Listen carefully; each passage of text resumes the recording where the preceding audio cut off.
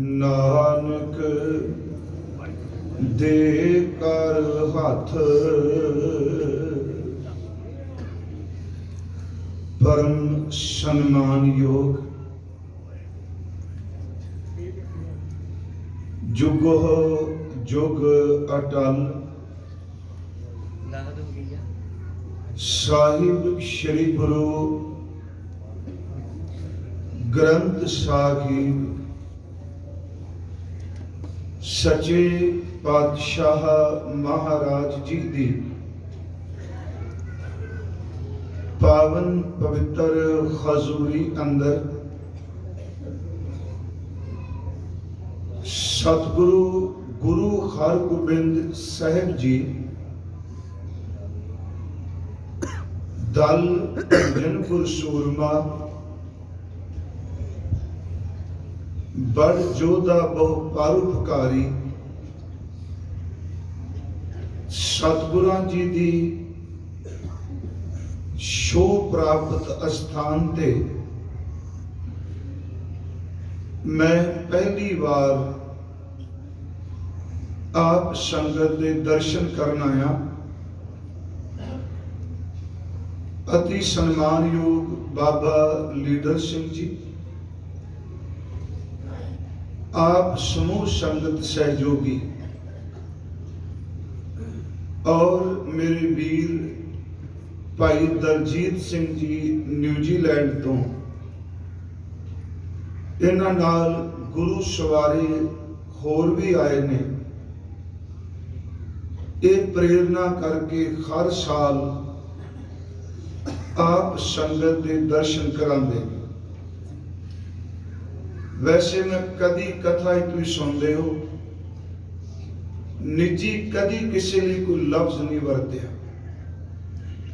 पर मैं आपको इस इलाके में बधाई देना। भाई दलजीत सिंह एक वो शख्सियत है न्यूजीलैंड विच जिहड़ी सच्ची है। कोई भी काम किसी नूं भी पै जाए, अद्धी रात में कोई आवाज मारे उहदे नाल तुर पैंदे। कई बार मेरे मन च आउंदा सी भी जिहड़ा बंदा जांदा सारियां नूं सरोपे दे जांदे, पर मैं हुण सोचना कि अंदर दी विथ जिहड़ी दूरियां बनांदी है, जिन्ना आपां नेड़े होवांगे उन्ने मन मुटाव मिट जाते हैं। सच्ची जी, जिन्ना मर्जी आपस में झगड़ा होवे, चाहे परिवार में कौमी तौर पर आपां तो एक दूजे का चेहरा नहीं देखना चाहते, अंदर दे मन मुटाव किते दूर हो। जदों भी मैं सच्ची कहा तकरीबन 70% साडे मसले कौमी हल हो जाएंगे जे सानू सुहिरदता नाल इकट्ठे बैठन की जांच आ जाए। मैं लव सुहिरदता वरते कपट रख के नहीं।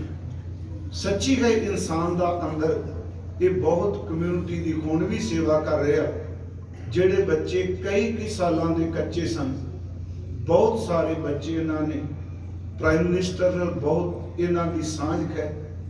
गुरुद्वारा साहब की सेवा, मैं सच्ची दसा मैं वड्डे तो वड्डा बंदा आ जाए, मैं बटरिंग नहीं कर रहा, उत्थे बैठे इत्थे सेवा निभा रहा हर खेतर च। इन्होंने मैनूं कहा जी इस वरे बाबा जी कह रहे हैं भी इस स्थान पर हाजरी भरनी है। मैं कल सवेरे अजे अरब चो आया, 2 दिन लिए मैं कतर गया सी। पहली बारी शायद मैं गया उत्थे कोई प्रचारक अज तक नहीं गया। सच वे वर्कशॉप सी सिंगापुर, जिमें इन्नी संगत सी 15,000 के करीब संगत आई। उत्थे थां नहीं सी, रोशनदाना चो लटक के संगत कथा सुन रही सी। ये मेरी वडियाई नहीं, सच्ची मुच्ची सिख सुनना चाहते आ, पर असी सुनाण वाले किसी होर पासे तुरे हुए। मैं सवेरे कल आया, जवदी प्रोग्राम सी, हुण सवेरे दरबार साहब हाजरी सी जी। आओ, मेरे तो पहला ढाडी साहब लगे, भाई लखविंदर सिंह जी ने जो शब्द पढ़े, पहला शब्द सी जाको हर रंग लागो इस युग में, मैं बाहर सुन रहा सा। दूसरा शब्द उन्होंने सतगुरु गुरु गोबिंद सिंह महाराज जी का पढ़िया, धन जीओ ते को जग में मुक्त हर चित में जुद विचार है। ਉਸ ਤੋਂ ਬਾਅਦ ਉਹਨਾਂ ਭਗਤ ਕਬੀਰ ਸਾਹਿਬ ਦਾ ਇੱਕ ਸ਼ਲੋਕ ਪੜਿਆ ਕਿ ਸੂਰਾ ਸੋ ਪਹਿਚਾਨੀਏ ਜੋ ਲੜੈ ਦੀਨ ਕੇ ਹੇਤ। ਉਸ ਨਾਲ ਉਹਨਾਂ ਕੁਝ ਗੁਰਬਾਣੀ ਪ੍ਰਮਾਣ ਦਿੱਤੇ। ਆਪਣਾ ਵਿਸ਼ਾ ਗੁਰਬਾਣੀ ਵਿਚਾਰ ਹੈ। ਮੈਂ ਯਤਨ ਕਰਾਂਗਾ ਕਿ ਸਮੇਂ ਨਾਲ ਤਾਂ ਸਮਾਪਤੀ ਕਰ ਲਈ ਕਿਉਂਕਿ ਪਿੱਛੋਂ ਜਦੋਂ ਬੁਲਾਰੇ ਬੋਲਣ ਵਾਲੇ ਹੋਣ, ਚਾਹੇ ਉਹ ਕਵੀ ਵੀਰ ਨੇ, ਚਾਹੇ ਢਾਡੀ ਸਾਹਿਬ ਜੀ ਨੇ, ਹਰ ਕੋਈ ਬੰਦਾ, ਹਰ ਕੋਈ ਗੁਰਮੁਖ ਪ੍ਰਚਾਰਕ ਮਹਾਂਪੁਰਖ ਆਪਣੀ ਹਾਜ਼ਰੀ ਲਵਾਉਣਾ ਹੈ। ਇਸ ਕਰਕੇ ਆਓ ਜੀ, ਜੋ ਮੈਂ ਤੇ ਤੁਸੀਂ ਸੁਣਿਆ ਹੈ, ਸਭ ਤੋਂ ਪਹਿਲਾਂ ਬਾਣੀ ਦੀ ਗੱਲ ਆਪਾਂ ਕਰਾਂਗੇ। ਆਪ ਜਿਤਨੇ ਹਜ਼ੂਰ ਦੇ ਚਰਨਾਂ ਵਿੱਚ ਉਪਸਥਿਤ ਹੋ ਜਾਂ ਦੂਰ ਨੇੜੇ ਬੈਠੇ ਆਪ ਘਰਾਂ 'ਚ ਲਾਈਵ ਸਰਵਣ ਕਰ ਰਹੇ ਹੋ, ਅਸੀਸ ਬਖਸ਼ੋ, ਗੁਰੂ ਬਖਸ਼ੀ ਫਤਿਹ ਸਵੀਕਾਰ ਕਰੋ। ਕੋਈ ਰਸਮ ਨਾ ਵਿਰਵੀ ਵਾਂਝੀ ਨਾ ਰਹੇ। ਅਦਬ ਸਹਿਤ ਉਚਾਰਨ ਕਰੋ ਜੀ। ਵਾਹਿਗੁਰੂ ਜੀ ਕਾ ਖਾਲਸਾ, ਵਾਹਿਗੁਰੂ ਜੀ ਕੀ ਫਤਿਹ। ਸਤਿਕਾਰਯੋਗ ਭਾਈ ਸਾਹਿਬ ਜੀ ਨੇ ਅੰਮ੍ਰਿਤ ਗੁਰਬਾਣੀ ਕੀਰਤਨ ਸਰਵਣ ਕਰਾਇਆ। ਸਾਡੀ ਗੁਰਮਤ ਦੀ ਮਰਿਆਦਾ ਅਨੁਸਾਰ ਪਾਠ, ਕੀਰਤਨ, ਕਥਾ, ਵਖਿਆਨ, ਢਾਡੀ ਕਲਾ ਰਾਹੀਂ ਇਤਿਹਾਸ ਔਰ ਕਵੀ ਵੀਰਾਂ ਵੱਲੋਂ ਕਾਵ ਰਚਨਾ ਰਾਹੀਂ ਗੁਰਮਤ ਦਾ ਪ੍ਰਚਾਰ ਔਰ ਪ੍ਰਸਾਰ ਕੀਤਾ ਜਾਂਦਾ ਹੈ।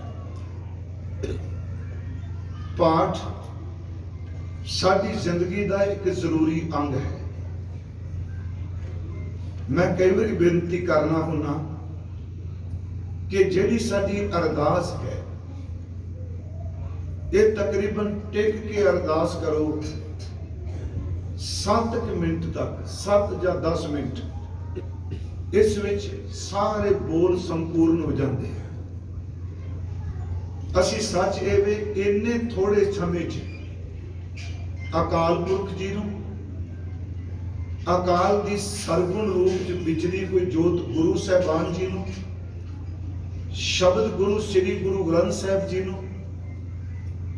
ਪੰਜ ਪਿਆਰਿਆਂ ਨੂੰ, 4 ਸਾਹਿਬਜ਼ਾਦਿਆਂ ਨੂੰ, 40 ਮੁਕਤਿਆਂ ਨੂੰ, ਹੱਠੀਆਂ ਜਪੀਆਂ ਤਪੀਆਂ ਲੰਗਰ ਚਲਾਉਣ ਵਾਲਿਆਂ ਨੂੰ, ਸ਼ਹਾਦਤਾਂ ਪਾਉਣ ਵਾਲਿਆਂ ਨੂੰ, ਵੱਖ-ਵੱਖ ਤਰ੍ਹਾਂ ਨਾਲ ਦਿੱਤੇ ਹੋਏ ਤਸੀਹੇ ਸਹਿ ਕੇ ਅਡੋਲ ਰਹਿਣ ਵਾਲੇ ਸ਼ਹੀਦਾਂ ਨੂੰ, 5 ਤਖਤਾਂ ਨੂੰ, ਸਮੁੱਚੇ ਗੁਰਦੁਆਰਿਆਂ ਨੂੰ ਆਪਾਂ 4-5 ਮਿੰਟ ਦੇ ਵਿੱਚ ਧਿਆਨ ਧਰ ਕੇ ਚੇਤੇ ਕਰ ਲੈਂਦੇ ਹਾਂ। ਅਸੀਂ ਰੋਜ਼ ਹੀ ਪੜ੍ਹਦੇ ਹਾਂ, ਪਰ ਜਿਹੜਾ ਪਹਿਲਾ ਪਦਾ ਹੈ ਅਰਦਾਸ ਦਾ, ਉਹਦੇ ਵਿੱਚ ਇੱਕ ਬਚਨ, ਉਂਝ ਤਾਂ ਅਰਦਾਸ ਦਾ ਇੱਕ ਲਫ਼ਜ਼ ਜਿਹੜਾ ਹੈ ਬੜੀ ਵਿਆਖਿਆ ਮੰਗਦਾ ਹੈ।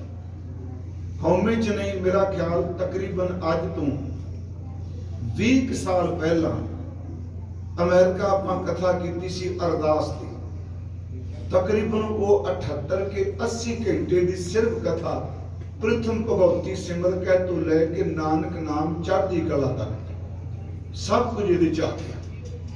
ਪਹਿਲਾ ਪਦਾ ਜਦੋਂ ਸੰਪੂਰਨ ਹੁੰਦਾ ਹੈ, ਉਸ ਵਿੱਚ ਇਹ ਬਚਨ ਹੁੰਦਾ ਹੈ, ਕਿਉਂਕਿ ਕੁਝ ਹਿੱਸਾ ਗੁਰੂ ਗੋਬਿੰਦ ਸਿੰਘ ਜੀ ਦੀ ਬਾਣੀ ਹੈ ਤੇ ਜਿਸ ਵਿੱਚ ਸਾਨੂੰ ਕਿਸੇ ਨੂੰ ਕੋਈ ਅਧਿਕਾਰ ਨਹੀਂ ਆਪਣੇ ਕੋਲੋਂ ਇੱਕ ਲਗ ਮਾਤਰ ਵੀ ਸ਼ਾਮਲ ਕਰ ਸਕੇ। ਉਹ ਹੈ ਪ੍ਰਥਮ ਭਗਉਤੀ ਸਿਮਰ ਕੈ ਗੁਰੂ ਨਾਨਕ ਲਈ ਧਿਆਏ। ਫਿਰ ਅੰਗਦ ਗੁਰ ਤੇ ਅਮਰਦਾਸ ਰਾਮਦਾਸ ਹੈ ਹੋਈ ਸਹਾਏ। ਅਰਜਨ ਹਰ ਗੋਬਿੰਦ ਨੂੰ ਸਿਮਰੋਂ ਸ੍ਰੀ ਹਰਿ ਰਾਏ। ਸ੍ਰੀ ਹਰਿ ਕ੍ਰਿਸ਼ਨ ਧਿਆਈਐ ਜਿਸ ਡਿਠੈ ਸਭ ਦੁਖ ਜਾਏ। ਤੇਗ ਬਹਾਦਰ ਸਿਮਰੇ ਘਰ ਨੌ ਨਿਧ ਆਵੇ ਧਾਏ। ਸਭ ਥਾਈ ਹੋਏ ਸਹਾਏ। ਇੱਥੋਂ ਤੱਕ ਜਿਹੜੇ ਇਹ ਸ਼ਬਦ ਨੇ, ਇਹ ਸਤਿਗੁਰੂ ਗੁਰੂ ਗੋਬਿੰਦ ਸਿੰਘ ਮਹਾਰਾਜ ਜੀ ਦੀ ਉਚਾਰਨ ਕੀਤੀ ਬਾਣੀ ਹੈ। ਥੋੜਾ ਜਿਹਾ ਇਹਦੇ ਅਰਥ ਕਰ ਲਵਾਂ। ਸਭ ਤੋਂ ਪਹਿਲਾਂ ਪਰਮ ਸ਼ਕਤੀ ਅਕਾਲ ਪੁਰਖ ਵਾਹਿਗੁਰੂ ਨੂੰ ਚੇਤੇ ਕੀਤਾ। ਮੈਂ ਇਸ ਦੀ ਡਿਟੇਲ 'ਚ ਨਹੀਂ ਜਾਣਾ, पर मैं एक बेनती करांगा, जिन्हां ने ਇਹਦੇ गहरे अर्थ देखने ने, ਅਸੀਂ प्रोफैसर ਸਾਹਿਬ ਸਿਮੋਣਾ ਦਾ दर्पण के टीके का बड़ा आधुनिक विद्वाना में जिक्र चलता है, पर याद रखो टीका कोई भी माड़ा नहीं हुंदा। जिन्नी जिन्नी किसी की सुरत की उडारी है उस ढंग के नाल अर्थ किए गए। पर उन्हां दी किताब है बाबाणियां कहानियां, ਉਹਦੇ अखीर विच चैप्टर ने कुछ अध्याय ने जिहदे विच ਉਹ ਕਹਿੰਦੇ ने दशमेश बाणी दे अर्थ लभणे ने ते ਉਹ दशमेश की रचना विचों ही लभो। फिर बेनती है, उन्होंने परम सत का जिक्र किया। पहला सब तो अकाल पुरख वाहिगुरू नूं सिमर के गुरु नानक साहब जी नूं हजूर कहंदे ने मैं ध्याउंदा हां। फिर तीन पातशाहियां तो सहायता मंग रहे हां। फिर तीन पातशाहियां नूं आपां सिमरने हां। फिर 8वें पातशाह जी नूं ध्याने भी हाँ ते दीदार की जाचना भी करने हाँ ते ओदा फल भी है। फिर 9वें पातशाह जी का सिमरन है ते सिमरन की बरकत नाल जो कुछ मिलना है ओदा जिक्र गुरु गोबिंद सिंह जी कर रहे। थोड़ा जिहा फिर इसनूं सुनियो। पहला है प्रथम भगवती सिमर के गुरु नानक लई ध्याए, गुरु नानक साहब जी नूं ध्याउने हाँ। फिर अंगद गुर ते अमरदास रामदास होई सहाय। तीन पातशाह गुरु अंगद देव, गुरु अमरदास ते गुरु रामदास उन्हां तो सहायता है। फिर तीन पातशाह का जिक्र है अर्जन अखार गोबिंद नूं सिमरो श्री हर राय। पहला ध्याए फिर सहाय। तीसरा तीन पातशाह लिए अगे सिमरो। फिर बचन है श्री हर कृष्ण ध्याई गए, ध्याउने भी हाँ। ध्याइए प्यारिओ अज भी जो उन्हां दे ध्यान नाल महाराज कह रहे जिस डिठे सब दुख जाए। एक ध्याना, दूसरा दीदार करना। उस तो बाद कह तेग बहादुर सिमरे। गुरु तेग बहादुर साहब जी का सिमरन करन दे नाल की मिलदा, कारण नौ निध आवे ताए। प्यारिओ एडी वड्डी बरकत। गुरु तेग बहादुर साहब जी नूं चेते करो, 9 निधियां खजाने घर च आ जांदे आ। एक गल होर, जदों असीं गुरबाणी च वेखदे हां ज्यादातर 9 निधियां बाहरमुखी खजाने ने, पर गुरबाणी ने नाम नूं सब तो उच्चे ख्याना मन्निया। 9 निध अमृत प्रभ का नाम देखी मैं इसका विश्राम, कारण 9 निध आवे ताए। अगला शब्द है सब थाई होए सहाय। जिथे कोई ध्यानदा है, याद करदा है, उत्थे खजाने भी ने ते सहायता भी है। उस तो अगे जिहड़े शब्द ने वो असल च साडे पंथ ने जोड़े ने। फिर बेनती सुने, इत्थों तक दशमेश पिता जी के बचन। उस तो अगे बचन है 10वां पातशाह। कई गुरमुख प्यारे 10वें पातशाह कर दे, क्योंकि फर्क कोई नहीं सच्ची मुची। वो जो 10वां कहते हैं तो आते हैं शायद अदब नाल शब्द नहीं, तो 10वें कहने वाले इंज प्रतीत होंदा मैं अदब नाल शब्द ले रहा, पर अर्थ एक ही है। 10वां पातशाह श्री गुरु गोबिंद सिंह साहब जी। उत्थे याद शब्द ध्यान नाल सुनियो।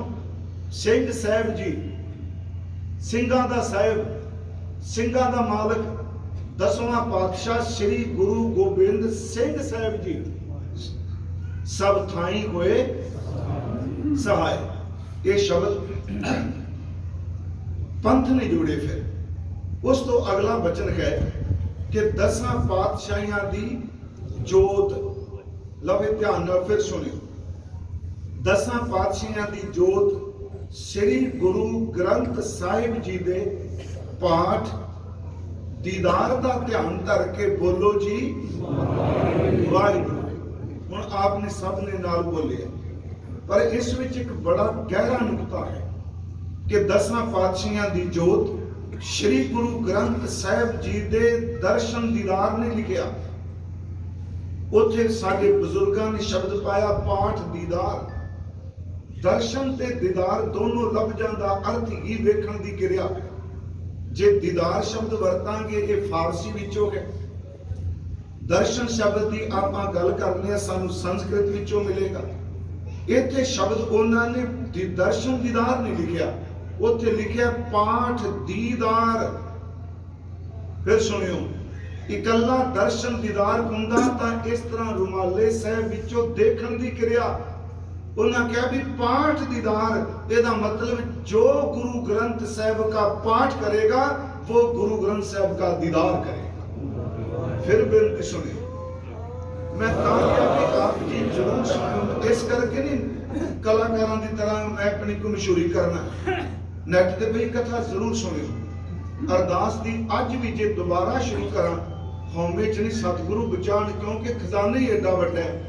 जे लगातार 200 घंटा भी आप अरदास ते बोलीए, अरदास की कथा मुकम्मल नहीं हो सकती। ये इन्ने गहरे शब्द ने। हुण इत्थे विच जिहड़ा गुरु ग्रंथ साहब का पाठ करेगा वो दीदार करेगा। पर एक गल होर है, जे मान लो पाठ किसी नूं नहीं करना आउंदा, एक हुंदा नहीं करना आउंदा, एक हुंदा जान बुझ के नहीं करते, नहीं करना आउंदा। एक बच्चा अरबी पढ़िया, उन्होंने नहीं करना आउंदा। मान लो हिंदी पढ़िया है, क्षमा करियो नहीं कर सकेगा पाठ, पर सीखा जा सकता है।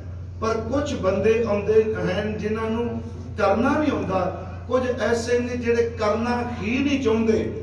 गुरमुखो मैं हर थां ते होका देना, याद रखियो सिੱਖੀ ਦੀ ਚੜ੍ਹਦੀ ਕਲਾ ਚਾਹੁੰਦੇ ਹੋ ਤੇ ਦੋ ਗੱਲਾਂ ਚੇਤੇ ਰੱਖਿਓ। ਸ਼੍ਰੀਮਾਨ ਭਾਈ ਸਾਹਿਬ ਭਾਈ ਵੀਰ ਸਿੰਘ ਲਿਖਦੇ ਆ, ਹਰ ਸੰਗਤ ਵਿੱਚ ਹਰ ਘਰ 'ਚ ਦੋ ਗੱਲਾਂ ਭੁੱਲੇ ਨੋ। ਇੱਕ ਸਿੱਖ ਨੂੰ ਗੁਰਮੁਖੀ ਪੜ੍ਹਨੀ ਆਉਂਦੀ ਹੋਵੇ। ਮੈਂ ਪੰਜਾਬੀ ਨਹੀਂ ਕਹਿ ਰਿਹਾ, क्योंकि पंजाबी तो भाषा है ना, लिपि तो गुरमुखी है। आ लाहौर टप्पो, वाघा बार्डर टप्पो, पंजाबी वो भी लिखते हैं पर वो फारसी च लिखते हैं, वो अलफ बे पे ते टे वरदे शाहमुखी है, असी गुरमुखी विच लिखने हैं।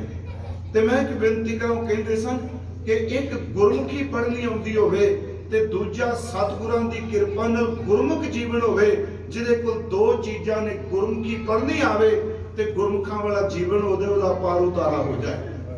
दो शब्द ने। मैं आपको फिर अर्ज कर लगा कि मान लो जिन्हों पाठ करना नहीं आउंदा वो पाठ सुन सकता है। हुणे भाई साहब कीर्तन करके गए, मैं जो गाया था मैं उसकी कथा करनी। मैं भाई दलजीत सिंह नूं कह रहा सा, सच्ची है कि कदी सानू किसी ने पूछ के नहीं कहा भाई साहब किहड़े सबजैक्ट की कथा करोगे, सानू इश्तिहार नहीं सबजैक्ट मिलता है। ते सिखां च दो ही याद समागम होंदे ने, एक बरसियां होंदियां ने ते दूजी शहीदां दी याद होंदी है। कदी किसी ने कहा कि जपजी साहब उत्ते 2 घंटे कथा करके जानी, जप साहब की तुसीं गुरमुख बैठे हो। कदी किसी ने कहा सुखमनी साहब की है, कदी किसी ने कहा आसा की वार रोज पुंदी इहदे बारे कुछ बोलो।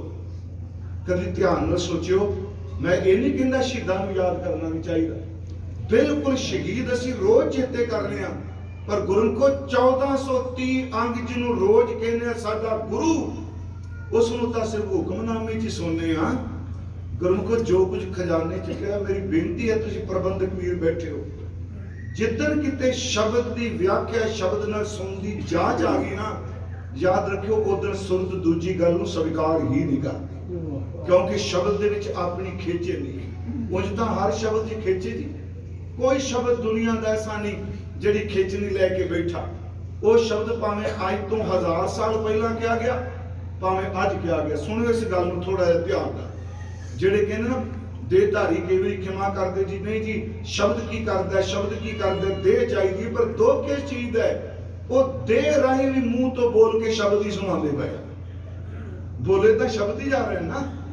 जे घर जा रहे ने ते बाबा जी ने कहता आ मंत्र है, बाबा हर बंदे दे नाल जाके बहिंदा, शब्द तो बिना कुछ नहीं। आद भी शब्द सी, अज भी शब्द गए, ते जिदन अखरां दे सारे शब्द मुक जाणगे, याद रखियो उधर भी शब्द ही रहना। इन्हूं फिर बेनती, आखिरी शब्द मैं कह रहा, आखिरी शब्द तो विंसने ने जी।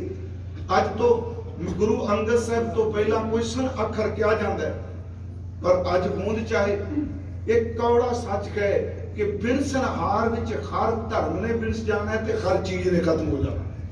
इन्हों इस ध्यान नाल सुनिए। गुरु साहब ने कहा गैत्री भी जाएगी, पोथी भी जाएगी, मंदिर भी जाएगा, शिवालया भी जाएगा। जो बिनसनहार की गल समुचता च करांगे, कुछ भी नहीं रहना, सिर्फ रहेगा तो पार ब्रह्म परमेश्वर ही रहेगा। इसनों फिर ध्यान नाल मेरी बेनती सुनियो जी। ਅਸੀਂ ਜਦੋਂ ਸ਼ਬਦ ਨਾਲ ਜੁੜਾਂਗੇ, ਸ਼ਬਦ ਖਿੱਚ ਪਾਉਂਦਾ ਹੈ। ਮੰਨ ਲਓ ਇੱਕ ਬੰਦਾ ਕਹਿੰਦਾ ਸ਼ਬਦ 'ਚ ਖਿੱਚ ਨਹੀਂ, ਗੁਰਮੁਖੋ ਖਿੱਚ ਉਹਦੇ 'ਚ ਜਿੱਦੇ ਵੱਲ ਤਵੱਜੋ ਦੇਈਦੀ ਹੈ। ਮੰਨ ਲਓ ਕਿ ਕਿਸੇ ਬੰਦੇ ਨੇ ਫੋਨ ਦੇ ਉੱਤੇ ਅਪਸ਼ਬਦ ਬੋਲ ਦਿੱਤੇ, ਪੰਜਾਬੀ 'ਚ ਕਹਿ ਲਓ ਗਾਲਾਂ ਕੱਢ ਦਿੱਤੀਆਂ। ਕਈ ਵਾਰੀ ਬੰਦਾ ਰੋਟੀ ਖਾਂਦਿਆਂ ਫੋਨ ਸੁਣਦਿਆਂ ਕੋਈ ਮਾੜਾ ਬੋਲਦਾ, ਰੋਟੀ ਵਿੱਚ ਛੱਡ ਕੇ ਕਹਿੰਦਾ ਛੱਡੋ ਮੈਂ ਨਹੀਂ ਖਾਣੀ, ਮੇਰਾ ਮੂਡ ਖਰਾਬ ਹੋ ਗਿਆ। ਕਿਉਂ ਹੋ ਗਿਆ? ਕਿਉਂਕਿ ਸ਼ਬਦਾਂ ਨੇ ਉਹਦੇ ਅੰਦਰ ਨੂੰ ਪ੍ਰਭਾਵਿਤ ਕਰ ਦਿੱਤਾ। ਸ਼ਬਦ ਕਰਕੇ ਉਹ ਵਿਚਲਿਤ ਹੋ ਗਿਆ। ਗੁਰਮੁਖੋ ਜੇ ਆਪ ਸ਼ਬਦ, ਫਿੱਕੇ ਸ਼ਬਦ, ਇਹ ਬੋਲ ਸਾਡੇ ਅੰਦਰ ਖਿੰਡਾਂ ਪੈਦਾ ਕਰਦੇ ਨੇ। ਕਦੀ ਟਿਕ ਕੇ ਗੁਰੂ ਗ੍ਰੰਥ ਸਾਹਿਬ ਦੇ ਸ਼ਬਦ ਦਾ ਅਭਿਆਸ ਕਰੋ, ਖਿੰਡੇ ਹੋਏ ਅੰਦਰ ਨੂੰ ਟਿਕਾ ਦਿੰਦਾ। ਇਹ ਸ਼ਬਦ 'ਚ ਤਾਕਤ ਹੈ। ਇੱਕ ਹੋਰ ਬੇਨਤੀ, ਪਿਛਲੇ ਦਿਨੀ ਆਪ ਸੁਣਦੇ ਰਹੇ ਹੋਗੇ ਕਿ ਦਾਸ ਸੀਸਗੰਜ ਸਾਹਿਬ ਵੀ ਕਈ ਸਮਾਂ ਕਥਾ ਕੀਤੀ। ਮੈਂ ਉੱਥੇ ਵੀ ਇੱਕ ਬੇਨਤੀ ਕੀਤੀ ਸੀ ਕਿ 9ਵੇਂ ਪਾਤਸ਼ਾਹ ਜੀ ਦੇ ਅਸੀਂ ਦਿਨ ਮਨਾਉਂਦੇ।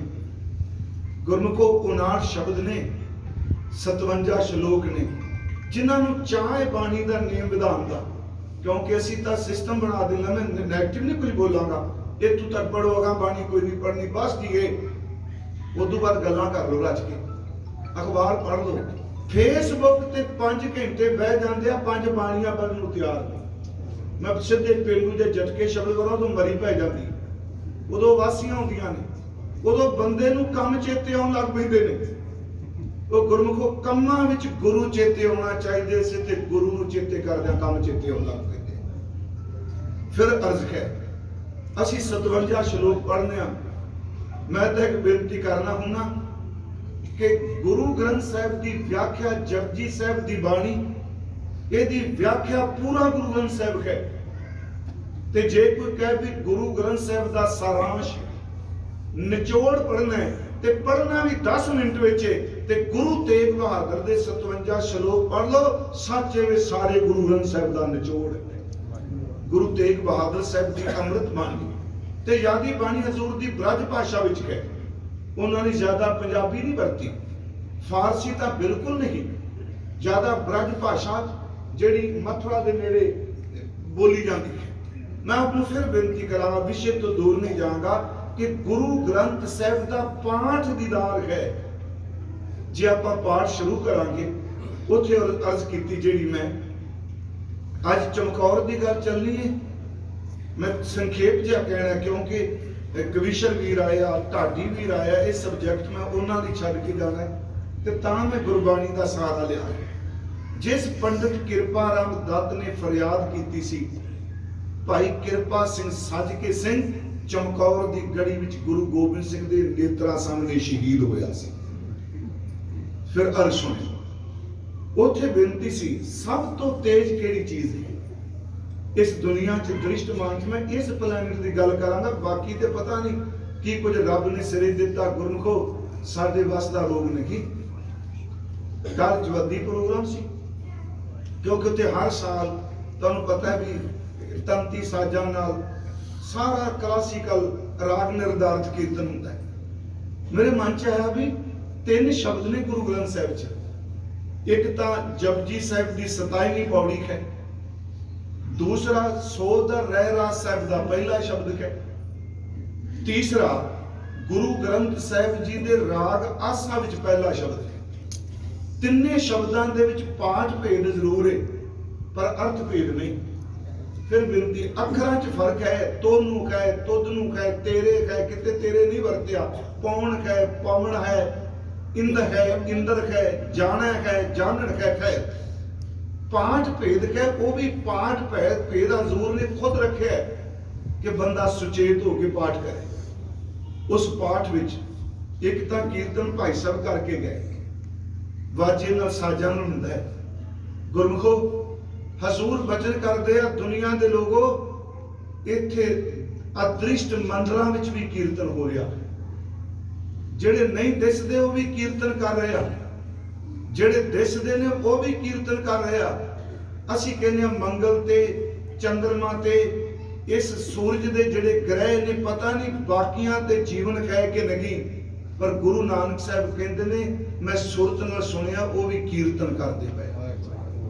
3 ਤਰ੍ਹਾਂ ਦਾ ਹੈ ਤੇ ਇੱਕ ਬਚਨ ਲੈਂਦੇ। ਇੱਕ ਤਾਂ ਸ਼ੁਰੂਆਤ ਸੋਦਰ ਦਾ ਸ਼ਬਦ, सो दर तेरा केहा सो घर केहा, जित बै सर्ब संभाले, वाजे तेरे नाद अनेक असंख्या, केते तेरे वामन हारे, केते तेरे राग परिशों कई है, केते तेरे गावन हारे, गावन तुदनु पवन पानी बसंत गावे राजा धर्म द्वारे। हुण पवन गारी है, अदृष्ट नहीं, अग गारी अदृष्ट नहीं, धर्म राजा गारिया है।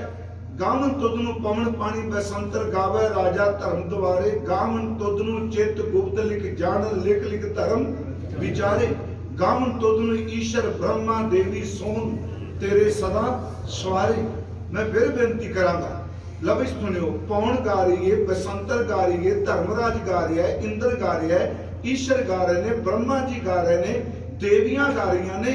गुरमुखो, आखिर कोई चीज होंद है ते बाबा जी 3 वारी शब्द बाणी च कह रहा, भाई सुरत नूं चुक के देखो, कुछ वो भी ने जेड़े दिसदे नहीं पर गा रहे ने। उस तो बाद दृष्टमान ने उस विच सतगुरां ने शब्द वरत्या, गावन तुदनु जति सती संतोखी, गावन तुदनु वीर कड़ारे, गावन तुदनु पंडित पढ़न रुखीश्वर, जुग जुग वेदा नाले। पंडित गा रहे ने, सूरमे गा रहे ने, जति गा रहे ने, जोगी गा रहे ने।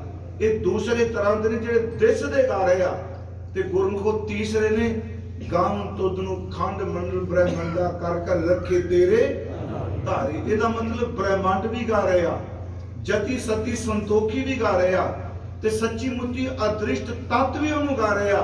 ते अगला बचन महाराज होर बचन करदे आ कि सही तुद ਨੂੰ गावन, मैं खीर तुगा लिया ने, जो तुद भावन गाउंदे ਉਹਨੇ ਜਿਹੜੇ ਤੈਨੂੰ ਭਾਗੈ, ਤੇ ਜਿਹੜੇ ਤੈਨੂੰ ਭਾਗੈ तेरे रंग दे विच रत्ते कोई भगत ਜਿਹੜੇ ਨੇ ਉਹ रस ਦੇ घर विच टिके ਹੋਏ ਆ। महाराज ਕਹਿੰਦੇ ਨੇ कि सही तुद नूं गावन, जो तुद भावन रत्ते तेरे भगत रसाले।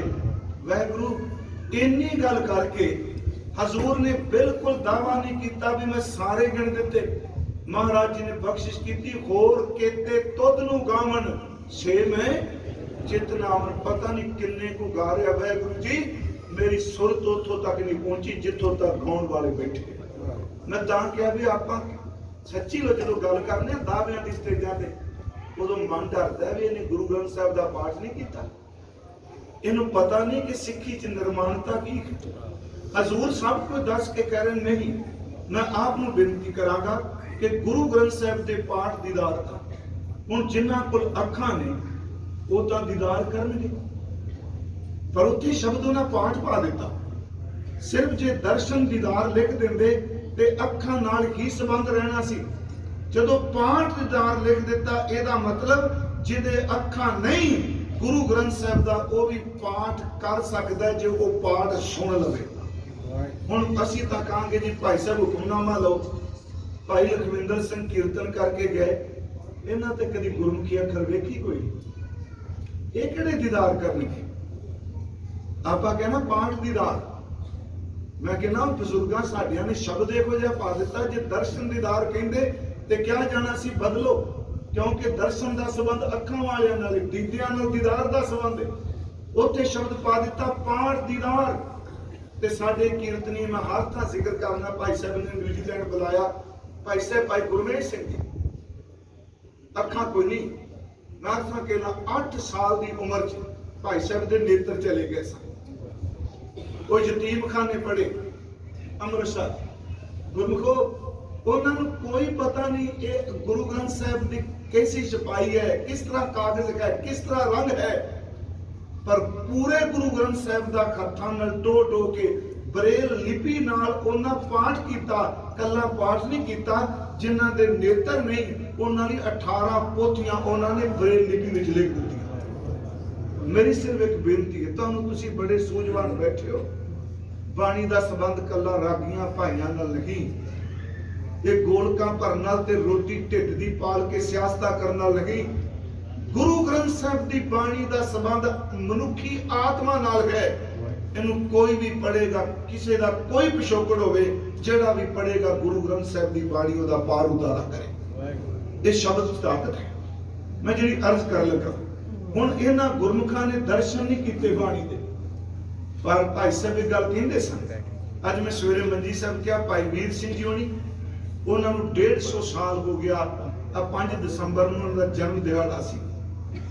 ਭਾਈ ਸਾਹਿਬ ਭਾਈ ਗੁਰਵੇਸ਼ ਸਿੰਘ ਨੂੰ ਇੱਕ ਦਿਨ ਪੁੱਛਿਆ, ਕਹਿੰਦੇ ਜਦੋਂ ਭਾਈ ਵੀਰ ਸਿੰਘ ਚਲਾਣਾ ਕੀਤਾ ਤੇ ਉਹਨਾਂ ਦੀ ਦੇਹ ਕੋਲ ਜਦੋਂ ਕੀਰਤਨ ਕਰਨ ਗਿਆ, ਕਹਿੰਦੇ ਮੈਂ ਸਾਈਡ ਤੇ ਬੈਠਾ ਸਾਂ। ਭਾਈ ਗੁਰਵੇਸ਼ ਸਿੰਘ ਕਹਿੰਦੇ ਉਹ ਆਉਂਦੇ ਹੁੰਦੇ ਸਨ ਵਿਦਿਆਲਿਆ 'ਚ, ਤੇ ਨਾਲ ਉਹਨਾਂ ਪੁੱਛਣਾ ਕਿੰਨੇ ਸ਼ਬਦ ਚੇਤੇ ਕੀਤੇ ਜੀ, ਕਿੰਨੀ ਬਾਣੀ ਚੇਤੇ ਕੀਤੀ।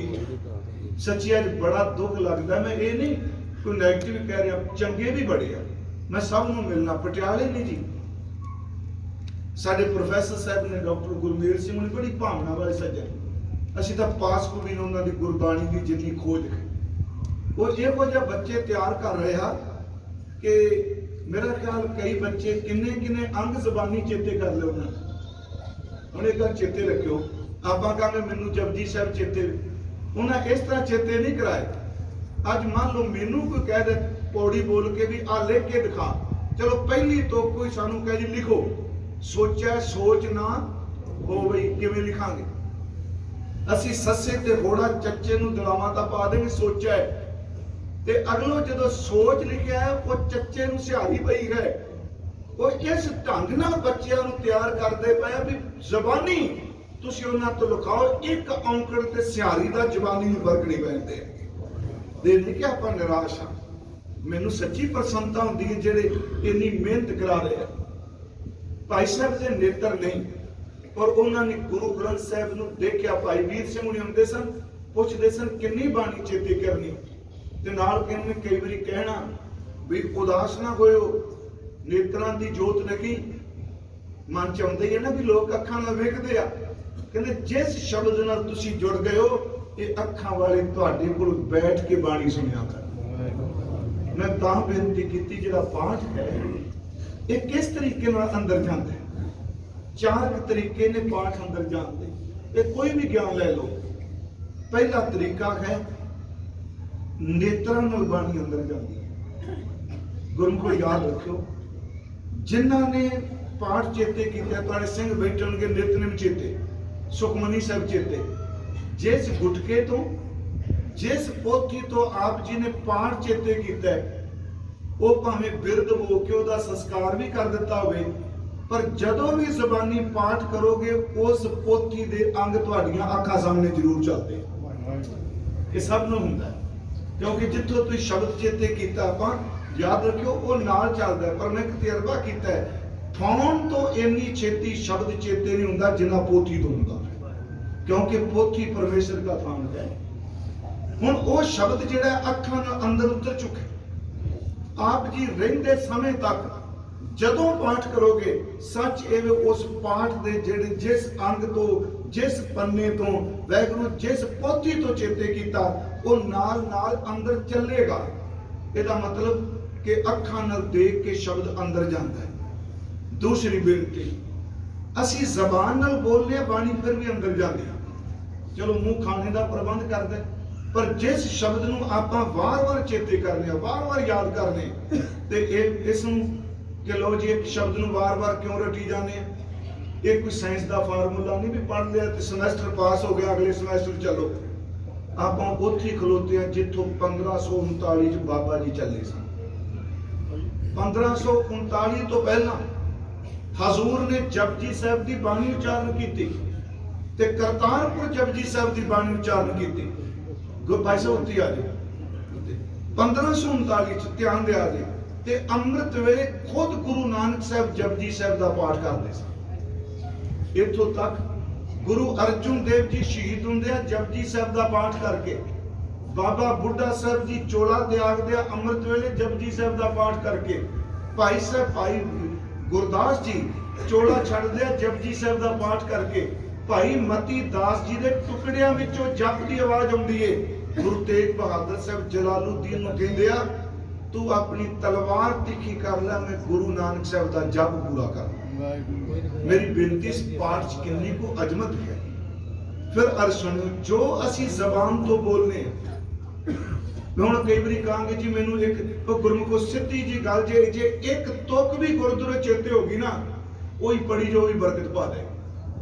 ਆਪਾਂ ਕਹਾਂਗੇ ਲੋ ਜੀ ਇੱਕ ਤੁਕ ਆ ਕਦੀ ਤੁਸੀਂ ਮੰਦਿਰ 'ਚ ਦੇਖਿਓ, ਉਹ ਜੋ ਤਿਲਕ ਲਾਉਂਦੇ ਆ ਨਾ ਜੀ, ਤੇ ਉਹਦੇ ਉੱਤੇ ਉਰਸਾ ਉੱਤੇ ਰਗੜਦੇ ਆ ਚੰਦਨ।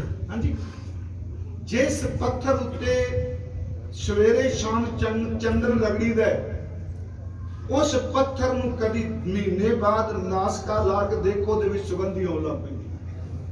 ਜੇ ਪੱਥਰ ਤੇ ਚੰਦਨ ਰਗੜਦੇ ਆ, ਉਹਦੇ ਚ ਸੁਗੰਧੀ ਹੁੰਦੀ ਹੈ। ਜਿਹਦੀ ਰਸਨਾ ਤੇ ਰੋਜ਼ ਗੁਰੂ ਗ੍ਰੰਥ ਸਾਹਿਬ ਦਾ ਸ਼ਬਦ ਚੱਲੇਗਾ, ਉਹਦੇ ਅੰਦਰ ਨਾਮ ਦੀ ਸੁਗੰਧੀ ਕਿਉਂ ਨਹੀਂ ਆ?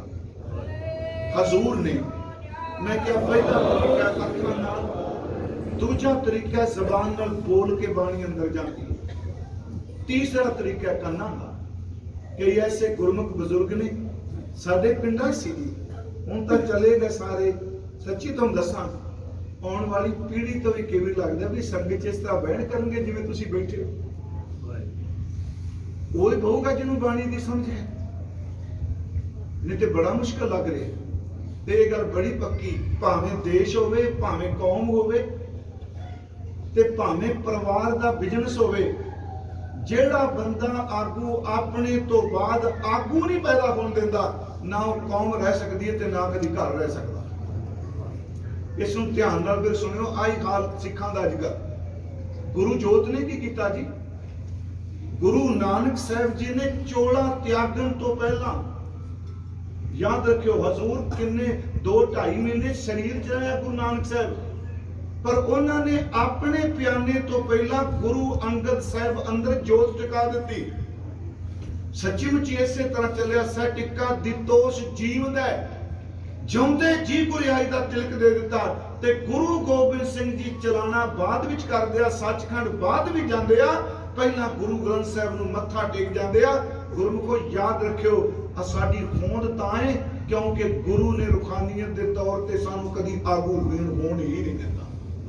ਤੇ ਫਿਰ ਆਗੂ ਜੀ ਦਾ ਮਤਲਬ ਗੁਰੂ ਦੇ ਹੱਥ ਕਰ ਰਹੇ ਲੀਡਰ ਨਾ ਸਮਝੋ, ਕੋਈ ਮਤਲਬ ਕਿਸੇ ਪਾਰਟੀ ਦਾ ਲੀਡਰ ਨਹੀਂ। ਹਜ਼ੂਰ ਸੱਚੇ ਪਾਤਸ਼ਾਹ ਜੀ ਨੇ ਮੇਲ ਕੀਤੀ। ਪੁਰਾਣੇ ਬਜ਼ੁਰਗ, ਉਹਨਾਂ ਨੂੰ ਅੱਖਰਾਂ ਦੀ ਪਹਿਚਾਣ ਨਹੀਂ ਸੀ, ਪਰ ਕੰਨਾਂ ਨਾਲ ਸੁਣ ਸੁਣ ਕੇ ਬਾਣੀ ਚੇਤੇ ਹੋ ਗਈ। ਇੱਥੋਂ ਤੱਕ ਵੇਦ ਬਾਰੇ ਕਿਹਾ ਜਾਂਦਾ ਹੈ ਕਿ ਵੇਦ ਜਿਹੜੇ ਨੇ ਇਹ ਕਈ ਸਦੀਆਂ, ਇੱਕ ਨੇ ਕਈ ਸਦੀਆਂ ਸਿਰਫ ਸ਼ਰੂਤੀ ਰਹੇ ਨੇ, ਇਹ ਲਿਖਤ ਚ ਨਹੀਂ ਸੁਣਾਏ। ਇਸੇ ਕਰਕੇ ਸ਼ਰੂਤੀ ਕਹਿੰਦੇ। ਸ਼ਰੂਤੀ ਦਾ ਅਰਥ ਹੈ ਇੱਕ ਰਿਸ਼ੀ ਬੋਲਿਆ, ਦੂਸਰੇ ਨੇ ਸੁਣਿਆ, ਸੁਣਨ ਵਾਲੇ ਨੇ ਚੇਤੇ ਕਰ ਲਿਆ ਤੇ ਹਜ਼ਾਰਾਂ ਸ਼ਲੋਕ ਚੇਤੇ ਕੀਤੇ।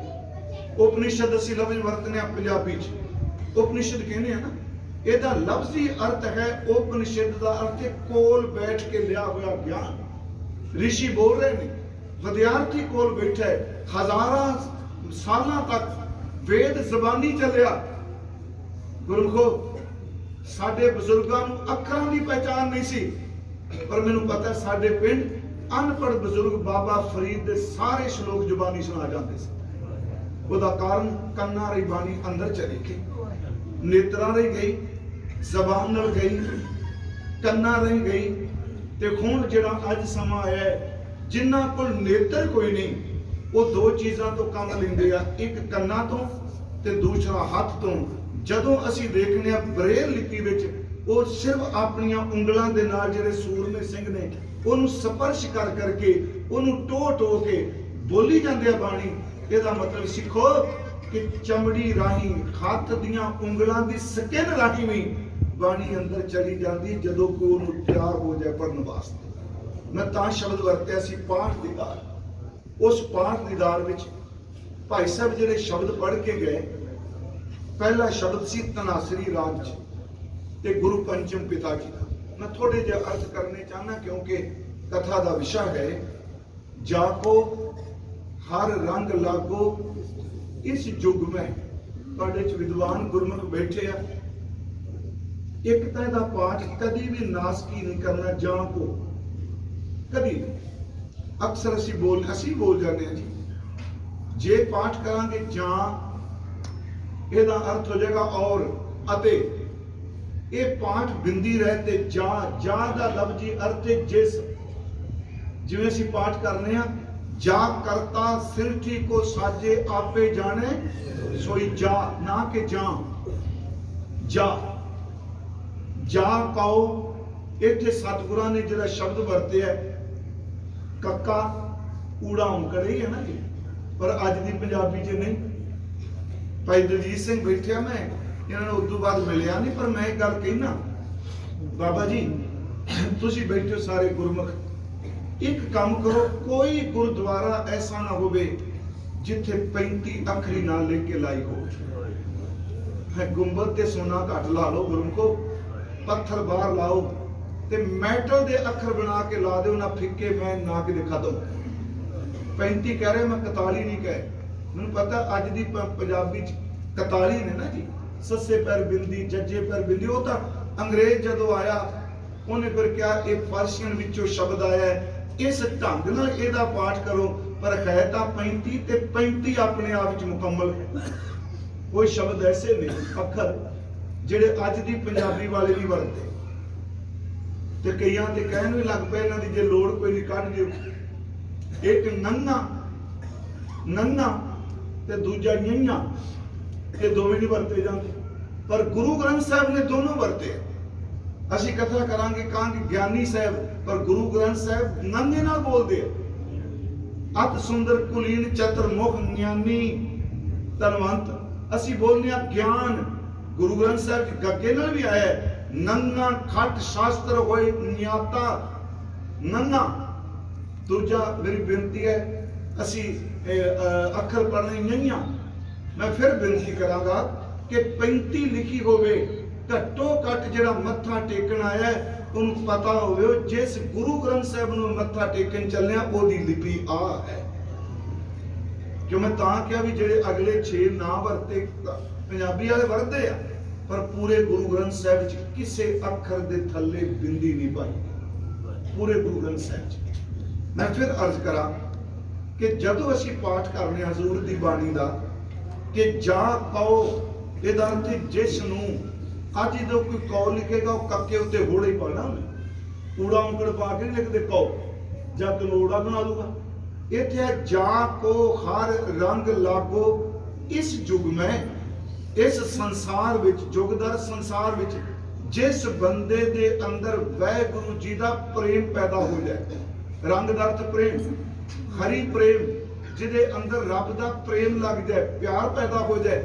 ਜਾ ਕੋ ਹਰ ਰੰਗ ਲਾਗੋ ਇਸ ਯੁਗ ਮੈਂ, ਸੋ ਕਹੀਤ ਹੈ ਸੂਰਾ। ਪਹਿਲਾਂ ਇੱਥੇ ਸਿਮਰਨ ਦੀ ਗੱਲ ਕੀਤੀ ਹੈ, ਇੱਥੇ ਬਿਲਕੁਲ ਨਹੀਂ ਕਿਹਾ ਵੀ ਜਿਹੜਾ ਸਿਰ ਲਾ ਦੇ ਸੂਰਾ। ਧਿਆਨ ਨਾਲ ਸੁਣਿਓ, ਜਾ ਕੋ ਹਰ ਰੰਗ ਲਾਗੋ ਇਸ ਯੁਗ ਮੈਂ, ਕਿਉਂਕਿ ਪ੍ਰਮਾਤਮਾ ਦੇ ਨਾਮ ਦਾ ਰੰਗ ਵੀ ਸੂਰਮਿਆਂ ਨੂੰ ਲੱਗਦਾ, ਬੁੱਝ ਦਿਲ ਬੰਦਿਆਂ ਨੂੰ ਤੇ ਬਾਸ਼ਨਾ ਦਾ ਰੰਗ ਲੱਗਦਾ, ਸੂਰਮਾ ਅੰਦਰ ਜਿੱਤਦਾ। ਜਾਕੋ ਹਰ ਰੰਗ ਲਾਗੋ ਇਸ ਯੁਗ ਮੈਂ, ਸੋ ਕਹੀਤ ਹੈ ਸੂਰਾ। ਆਤਮ ਜਿਣੇ, ਜਿਹੜਾ ਸੱਚੀ ਮੁੱਚੀ ਬੰਦਗੀ ਕਰਕੇ ਆਪਣੀਆਂ ਵਾਸ਼ਨਾਵਾਂ ਨੂੰ ਜਿੱਤ ਲੈ, ਆਪਣੇ ਮਨ ਨੂੰ ਜਿਹੜਾ ਜਿੱਤ ਗਿਆ। ਸਗਲ ਵਸ ਤਾਕੈ, ਹਰ ਚੀਜ਼ ਉਹਦੇ ਅਧੀਨ ਹੈ, ਪਰ ਰੰਗ ਕਿਨੂੰ ਲੱਗੇਗਾ? ਜਾਕਾ ਸਤਿਗੁਰ ਪੂਰਾ, ਜਿਸ ਦਾ ਸਤਿਗੁਰੂ ਸਮਰੱਥ ਹੈ ਤੇ ਵੀ ਜਾਕਾ ਹੈ। ਜਾਕੋ ਹਰ ਰੰਗ ਲਾਗੋ ਇਸ ਯੁਗ ਮੈਂ, ਸੋ ਕਹੀਤ ਹੈ ਸੂਰਾ। ਆਤਮ ਜਿਨੇ ਸਗਲ ਵਸਤਾ ਕੈ, ਜਾਕਾ ਸਤਿਗੁਰ ਪੂਰਾ। ਠਾਕੁਰ ਗਾਈਐ ਆਤਮ ਰੰਗ, ਵੇਖੋ ਫਿਰ ਸ਼ਬਦ ਆ ਆਤਮ ਰੰਗ, ਅੰਦਰ ਆਤਮੇ ਭਿੱਜ ਕੇ ਜਿਹੜਾ ਪ੍ਰੇਮ ਚ ਠਾਕੁਰ ਨੂੰ ਗਾਏ, ਪਿਆਰ ਨਾਲ ਭਿੱਜ ਕੇ ਗਾਏ। ਠਾਕੁਰ ਗਾਈਐ ਆਤਮ ਰੰਗ, ਸ਼ਰਨੀ ਪਾਵਨ ਨਾਮ ਧਿਆਵਨ, ਸਹਿਜ ਸਮਾਵਨ ਸੰਗ ਰਹਾਓ। ਗੁਰੂ ਵਾਹਿਗੁਰੂ ਦੀ ਸ਼ਰਨ ਵਿੱਚ ਪੈ ਜਾਣ, ਨਾਮ ਨੂੰ ਧਿਆਨ, ਸਹਿਜ ਅਵਸਥਾ ਵਿੱਚ ਸਮਾ ਜਾਣ। ਜਨ ਕੇ ਚਰਨ ਵਸੈ ਮੇਰਾ ਹੀ ਹੈ, ਸੰਗ ਪੁਨੀਤਾ ਦੇਹੀ। ਇਹੋ ਜਿਹੇ ਬੰਦਗੀ ਕਰਨ ਵਾਲੇ ਦੇ ਚਰਨ ਮੇਰੇ ਹਿਰਦੇ ਵਿੱਚ ਵਸ ਜਾਣ, ਇਹਦੇ ਚਰਨਾਂ ਦੀ ਛੂਹ ਨਾਲ ਮੇਰਾ ਵਾਸ਼ਨਾ ਨਾਲ ਪਲੀਤ ਹੋਇਆ ਤਨ ਵੀ ਪਵਿੱਤਰ ਹੋ ਜਾਏ। ਫਿਰ ਬੇਨਤੀ ਹੈ, ਜਨ ਕੇ ਚਰਨ ਵਸੈ ਮੇਰੇ ਹੀਰ ਹੈ, ਸੰਗ ਪੁਨੀਤਾ ਦੇਹੀ। ਜਨ ਕੀ ਧੂਰ ਦੇਹੋ ਕਿਰਪਾ ਨਿਧ, ਕਿਰਪਾ ਦੇ ਖਜ਼ਾਨੇ ਵਾਹਿਗੁਰੂ ਜੀ ਇਹੋ ਜਿਹੇ ਸੂਰਮੇ ਦੇ ਚਰਨਾਂ ਦੀ ਧੂੜ ਬਖਸ਼ ਦਿਓ, ਇਹੋ ਜਿਹੇ ਗੁਰਮੁਖ ਦੇ ਚਰਨਾਂ ਦੀ ਖਾਕ ਬਣਾ ਦਿਓ। ਜਨ ਕੇ ਚਰਨ ਵਸੈ ਮੇਰੇ ਹੀਰ ਹੈ, ਸੰਗ ਪੁਨੀਤਾ ਦੇਹੀ। ਜਨ ਕੀ ਧੂਰ ਦਿਓ ਕਿਰਪਾ ਨਿਧ, ਨਾਨਕ ਕਹਿ ਸੁਖ ਹੀ ਆਈ ਸੁਖ। ਭਾਈ ਸਾਹਿਬ ਨੇ ਉਸ ਤੋਂ ਬਾਅਦ ਅਗਲਾ ਸ਼ਬਦ ਪੜਿਆ, ਉਹ ਸ਼ਬਦ ਸੀ ਸਤਿਗੁਰੂ ਗੁਰੂ ਗੋਬਿੰਦ ਸਿੰਘ ਜੀ ਦਾ, ਕ੍ਰਿਸ਼ਨ ਅਵਤਾਰ ਦਾ। ਉਹ ਸ਼ਬਦ ਹੈ, ਧਨ ਜੀਓ ਤੇ ਕੋ ਜੁਗ ਮੈਂ ਮੁਖ ਤੇ ਖਰ, चित में जुद विचारै दे अनित अनित रहे जस नाव चढ़े भव सागर तारै तीर्थ धाम बनाए ए तन बुद्ध स्यो दीपक ज्यों जियारै ज्ञाने की बढ़नी मनो हाथ लै कातुरता कुतवार गुहारे सुनिया ਤਾਂ ਆਪਾਂ ਸਭ ਨੇ ਨਾ ਜੀ। ਇਹਦੇ ਅਰਥ ਕੀ ਇਹ ਨਹੀਂ ਕਿ ਤੁਹਾਨੂੰ ਅਰਥਾਂ ਦਾ ਨਹੀਂ ਪਤਾ, ਮੇਰੀ ਸਿਰਫ ਬੇਨਤੀ ਸੀ